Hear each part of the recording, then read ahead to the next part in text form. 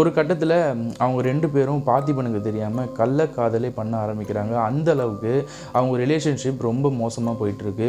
இந்த விஷயம் ஒரு கட்டத்தில் பார்த்திபனுக்கு தெரிய வர வந்து உத்து பார்க்குறா.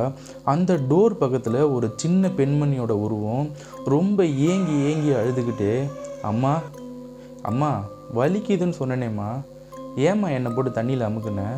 என் தொண்டைக்குள்ளெல்லாம் தண்ணி போய் நான் எவ்வளோ கஷ்டப்பட்டேன் தெரியுமாம்மா? நான் என்னை பிடிக்கலையாம்மா, என்னை ஏம்மா சாகடிச்ச அப்படின்னு சொல்லி பேசிகிட்டே இருக்கும்போது சடனாக இன்னொரு வாய்ஸ் கேட்குது. ஒரு சின்ன பையனோட வாய்ஸ். அதாவது அவங்க 2வது பையன். நான் உங்களுக்கு புரிகிற மாதிரி சொல்லணும்னா அவனோட 2வது பையனோட ஆத்மாவும் அங்கே தான் வந்திருக்கு. அந்த ஆத்மாவும் ஒரு ஓரமாக நின்றுட்டு, ஆண்களுக்கும் இந்த மாதிரி பிரச்சனை நடக்குதுன்றது இந்த மாதிரி கதைகள் வரும்போது தான் எனக்கும் தெரியுது, எனக்கும் கோபம் வருது. அப்போ எல்லா சைடும் ஆண்கள் மட்டுமே தப்பு பண்ணல, பெண்களும் தப்பு பண்ணுறாங்க. ஸோ இதில் ஆண்கள் பெண்கள் தப்பு பண்ணுறன்ற கான்செப்டை விட்டுட்டு இந்த ஆடம்பர வாழ்க்கை